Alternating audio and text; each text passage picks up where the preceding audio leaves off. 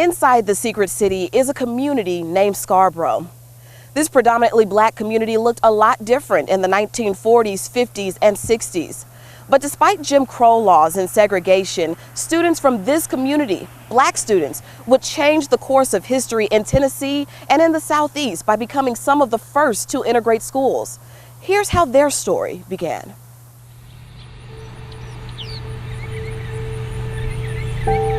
I always thought Scarboro was another little city within Oak Ridge. Scarboro history is Oak Ridge history and vice versa. The original Scarboro community were the Hutmans that was close to the Woodland area. In the 1940s, those conditions were not good. The blacks were separated into a community of their own, and the husband and wife were separated during that time. They couldn't live together. Also during the 1940s, no black children were allowed to come into the area. It was a different time, it was a different place.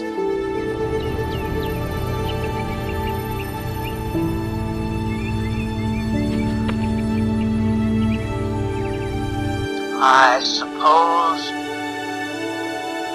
the Scarboro community was at that time about a mile and a half to 2 miles from the city of Oak Ridge. It became more of a hustling, bustling community. The members of the Scarboro community, just like the other communities in Oak Ridge in the 1950s, were employed at government facilities, the plants, or perhaps in the school system. In that time frame, most of the people that lived in the Scarboro community was either janitors.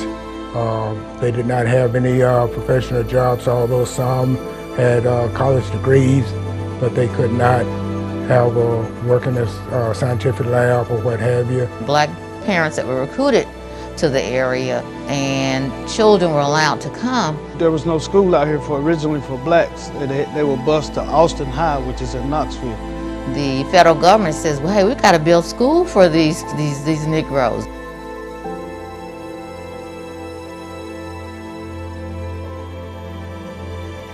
I was in Scarboro from the 9th and 10th grade.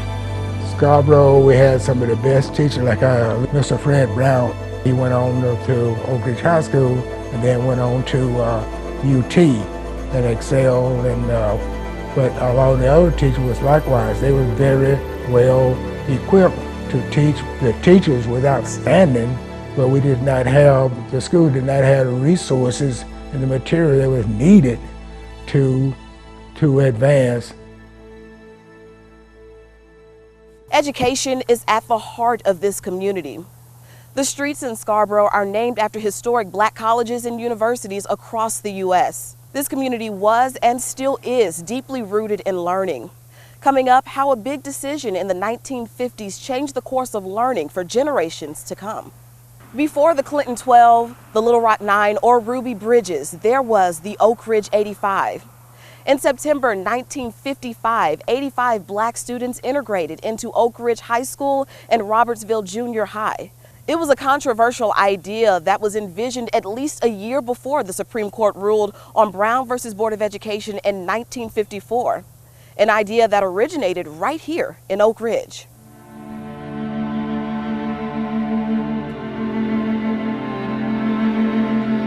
In '55, we were not an official city. We were operated under the control of the Atomic Energy Commission. There was a town council that was advisory in nature, but did have political influence. The Department of Energy had been talking about it, but Waldo Kahn was really pushing.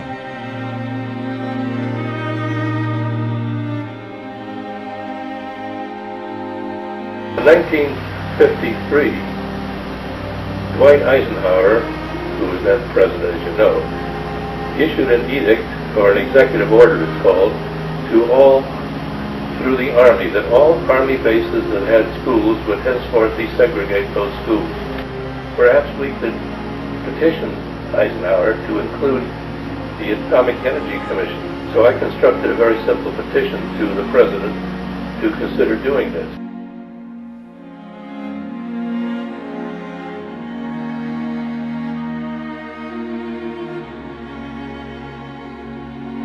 5 members said we think it's a great idea, said vote aye, and 2 members said no.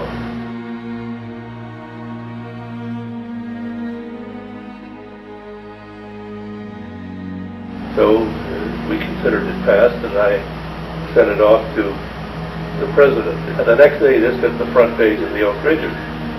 The day after that, the egg really hit the fan. I mean, we were in the middle of, Appalachia. We were in the South. There were those that were opposed. They wanted to take him out to city council. There were letters to the editor back and forth, a half a dozen every day, most of them cursing me, all kinds of anonymous and derogatory phone calls, even threatening ones. Why don't I go back to Israel? Why don't I go back to Russia, where I obviously came from? I mean, some of them will really curl your hair.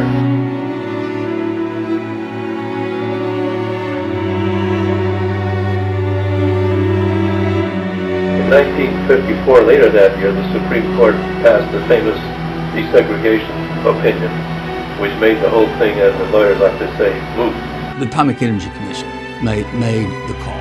The Atomic Energy Commission said it's time to start the integration of the schools. That did not happen all at once. The high school and junior high were integrated. They helped change the course of history. Those students had a difficult task ahead, one that had never been done in the state or in the Southeast before. Next, we take a look back at their first day of school. The first day of school can be exciting or nerve-wracking for any student. But imagine how these students felt. Would they be accepted? Make friends? Many of them even wondered, would they even make it home? Unlike the Clinton 12 a year later, there was no violence. But that doesn't mean it was without struggle.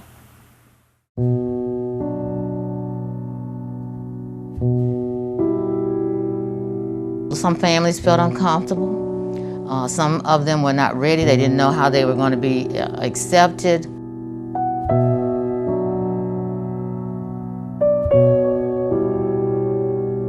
First day of school, the parents and the people in the community, as well as the churches, had bonded together with the students to let them know they were there for them.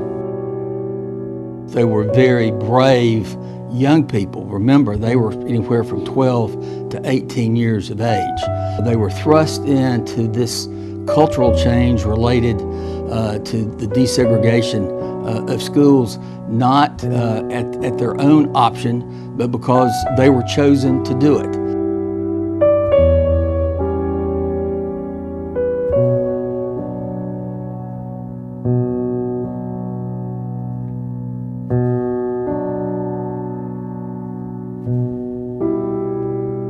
Some went to Austin. They went to the all-black high school in Knoxville, Tennessee, and ended up graduating there. They opted to do that.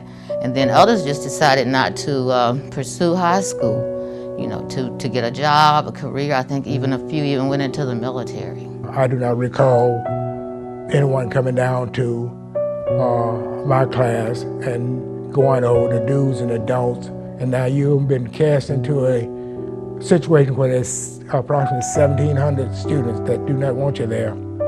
So my mindset was for me to not get expelled from school. Some students were excited, not all students, but some of the students did get that opportunity to have some idea of what it was like. In '54, there were a group of us who went from Scarborough to Oak Ridge High. I know 2, maybe 3 students from Scarborough who went to Oak Ridge High and spent a day.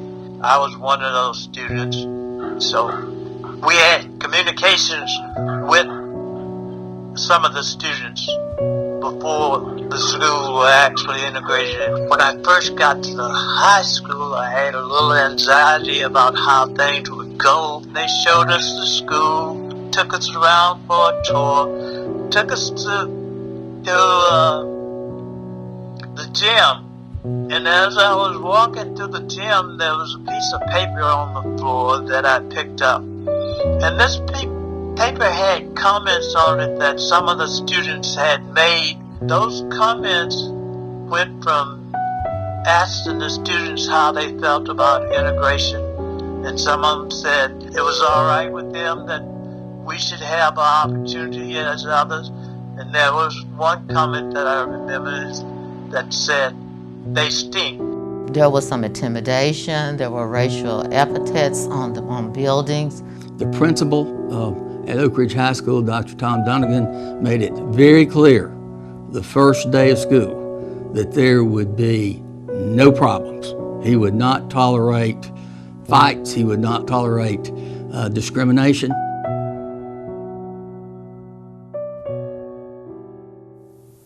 Despite the efforts of the principal and other adults, there were fistfights and other incidents. Some students did feel isolated and afraid. Other students felt accepted.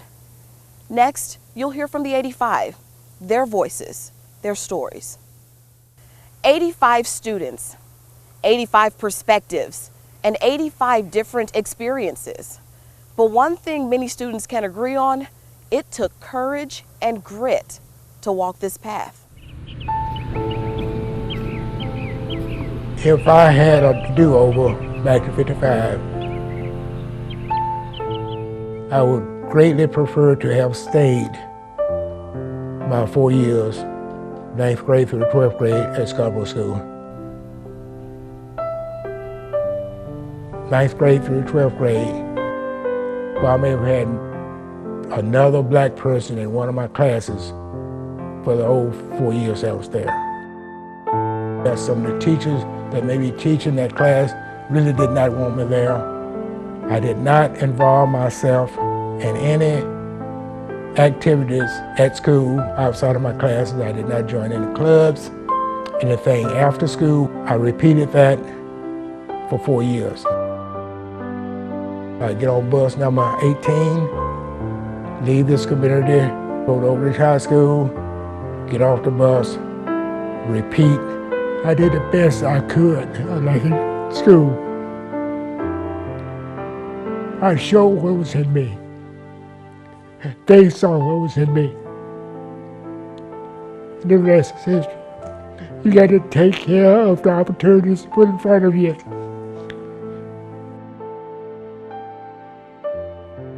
I did have friends that I made friends with. I had to be careful going to their house. That family that I made friends with may be welcoming me to their house to study, compare notes with my classmate, but then you got to deal with the other people in the community. So it was not one of those things where you're putting yourself in a comfortable situation.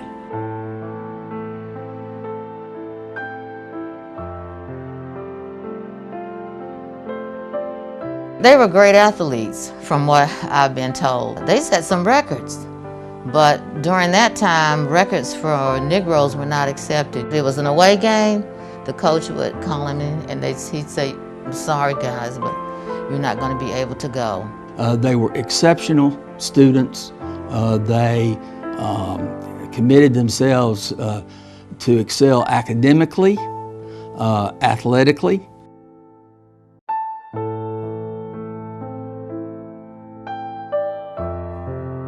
I thought I could do anything anybody else could. After you get to know the students in your class, they're just classmates like everybody else. So you become a student. Forget about what color you are or what color your classmates are, and you compete. I suppose there are students in all classes who want to be at the top of their class, so they compete. That's what I did. Despite these and other challenges, many of these students went on to have successful careers in science, research, and education. But for decades, their struggles and their achievements were silenced. Coming up, we take a closer look at the hidden history and what took so long to uncover this secret.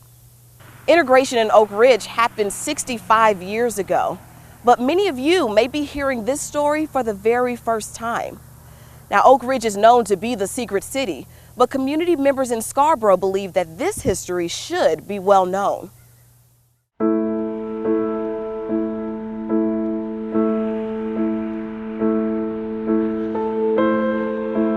It's a hidden story. History is history, and it was just unfortunate that it had not been told as it should have been told. We kept pushing and knocking because we asked the same questions. Why does nobody know this? Why is this such a secret? Well, I think there were a couple of factors that were involved. First of all, when it happened, Oak Ridge was not a city. It was a community that was created and controlled by the federal government during the Manhattan Project. But there was some confusion about, well, is it a school? Is it a public school? Is it not? And so I kind of think it got lost in the crush of events that soon followed in 1955 to 1956 with Little Rock, the Clinton 12, violence and the integration of other facilities across the South. I think part of it was the culture of Oak Ridge in the secret city, because the culture was in the 40s, in the 50s, and in the 60s, you just didn't talk about Oak Ridge. I think that might be a reason, but as time goes on, the doors of Oak Ridge were open. It would have been good to find out a little bit more about how integration transpired in Oak Ridge. I'm sad to say, if you look around the city and look in the museums and the monuments, you don't really see any of our presence. Mistakes were made. It should have been more widely talked about for 40 years, 50 years. This is their time. This is their story. Again, it is long overdue in terms of them getting the recognition. They just were always patient and hoping that they get their day. Telling history is preserving history. Only about 20 to 30 students of the Oak Ridge 85 are still living. If this story is not shared, many feel that it will die too. Coming up, how leaders are preserving this trailblazing history. From plaques to proclamations, this secret is finally out. Now members of the community are more determined than ever to cement this moment in history for generations to come.